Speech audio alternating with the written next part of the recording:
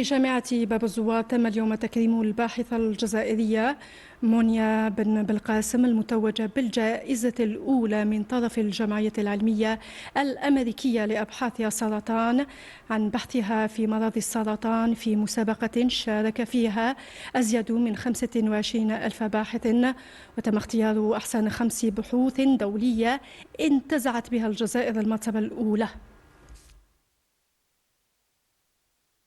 شاركت في ندوة الجمعية الأمريكية للبحث حول السرطان، وكانت في مدينة سان دييغو في الولايات المتحدة. كانوا بزاف مشاركين، حوالي 25 ألف مشارك. الكونغري تاعهم هو الكبير كاع في أمريكا. المنافسة كانت قوية والحمد لله، يعني شرفنا الجامعة تاعنا وكنا من الأوائل.